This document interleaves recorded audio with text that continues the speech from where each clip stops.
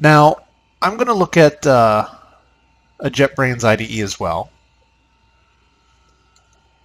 Actually, let me just close this. There. So the same thing goes for PyCharm or any other JetBrains IDE that you download. You're going to get a compressed archive file and you're going to extract it, and you're going to get a directory as a result.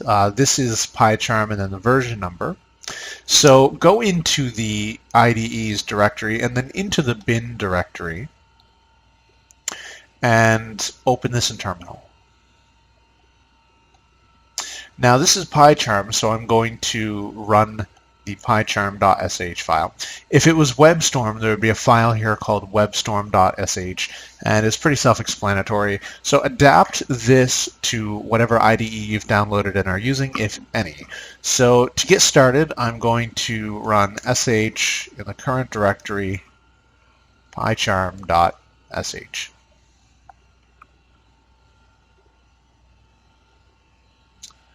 And we wait.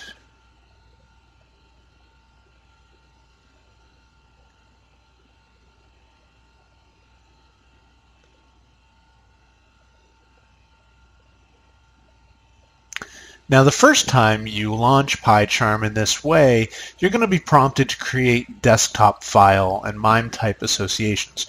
So a desktop file is basically a launcher in Linux, and this allows you to launch it through the dashboard overview or whatever you're using. If you have a menu to launch apps from, it's going to create entries in there.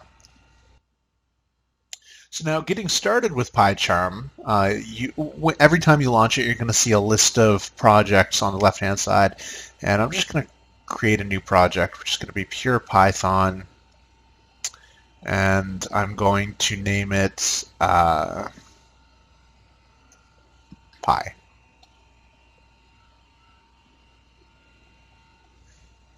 And it's going to scan all files in the project, which right now there shouldn't be many. There should just be one Python file, I believe. So again, on the left-hand side, you've got your Project Explorer. It actually didn't create a file. So let's go ahead and create locked up here. There we go. So you can right-click on a directory and go to New and create a new file within that directory. And I'm going to call this main.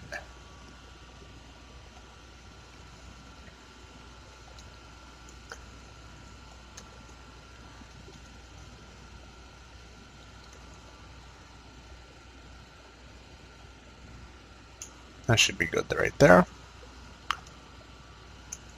And it's going to be really simple. It's just going to, what's this here? Yes, let's accept that. Just print hello world. Now the great thing about having an IDE is if I were just using a text editor for this, I would code it all in the text editor. Then I'd go open up command line, and then I'd navigate to my main file and I'd run it through the command. And the great thing about an IDE is that you can actually run it from the IDE itself. And as you can see, here's the output of the application, and it tells you what exit code it exits with. And an IDE is very full-featured in this way that basically for most of the stuff you need to do while developing, it can be done from right within the IDE. And so that was a few of the options that you have for IDEs on Linux. There are a few, so explore that if you want to. And in the next video, we're going to be talking about Git. It's going to be mostly command line, but I am going to come back to PyCharm in the next video.